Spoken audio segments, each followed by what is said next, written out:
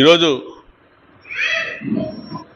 ఆదోని నియోజకవర్గంలో కర్నూలు జిల్లాకు సంబంధించినటువంటి ఎస్సీసీఎల్ రౌండ్ టేబుల్ కాన్ఫరెన్స్ను మా జిల్లా అధ్యక్షులు వెంకటేశ్వరరావు గారి ఆధ్వర్యంలో చేయడం జరిగింది.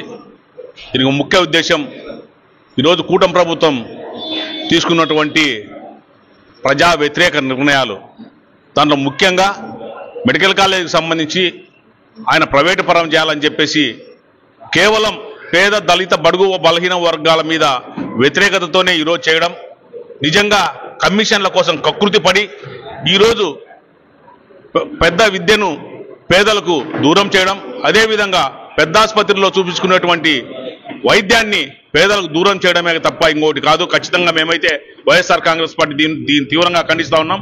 ఖచ్చితంగా తెలుగుదేశం పార్టీ కూటమి ప్రభుత్వాన్ని మెడలు వంచి ఖచ్చితంగా ఈ ప్రజల పక్షాన మేమందరం కూడా నిలబడి, అంటే ఇప్పటికే రాష్ట్ర వ్యాప్తంగా ప్రజలందరూ కూడా రోడ్ల మీదకి రావడం జరిగింది.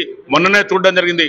మొన్ననే ఒక ర్యాలీ పెడితే రాష్ట్ర వ్యాప్తంగా తండోపతండాలుగా వేలాదిగా స్వచ్ఛందంగా ప్రజలందరూ కూడా పాల్గొనడం జరిగింది వైఎస్ఆర్ కాంగ్రెస్ పార్టీ నాయకులతో కూడా. అదేవిధంగా ఈరోజు 1 కోటి సంతకాల సేకరణ పెడితే 1 కోటి కాదు, దాదాపుగా 2-3 కోట్ల సంతకాలు అయ్యే విధంగా ఉన్నాయి. ఎందుకంటే కూటమిలో ఉన్నటువంటి తెలుగుదేశం పార్టీ నాయకులు సైతం కూడా ఈరోజు సంతకాలు పెడతా ఉన్నారు. ఎందుకంటే మెడికల్ కాలేజీల వ్యతిరేకతకు వాళ్ళు ఖచ్చితంగా మనకి ప్రజల పక్షాన ఉండాలి, ఈ ప్రభుత్వమే అమలు చేయాలని చెప్పేసి ఈరోజు ప్రజలందరూ కూడా, అదే తెలుగుదేశం పార్టీ నాయకులు కూడా సంతకాలు పెడతా ఉన్నారు.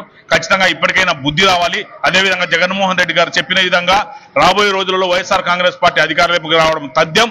ఖచ్చితంగా వచ్చిన వెంటనే మీరు టెండర్లు వేసి ఎన్ని కోట్లు కమిషన్లు ఇచ్చి తీసుకున్నా కూడా, ఎన్ని మెడికల్ కాలేజీని ప్రైవేట్ పరం చేసినా అన్ని కూడా వెనక్కి తీసుకుంటామని జగన్మోహన్ రెడ్డి గారు చెప్పడం జరిగింది. ఖచ్చితంగా అదే చేస్తారని చెప్పేసి ప్రజలందరూ కూడా, రాష్ట్ర ప్రజలందరూ నమ్ముతా ఉన్నారు. ఖచ్చితంగా అది జరిగేంత వరకు కూడా వైఎస్ఆర్ కాంగ్రెస్ పార్టీ పోరాటం చేస్తూనే ఉంటుందని మేము తెలియజేస్తా ఉన్నాం.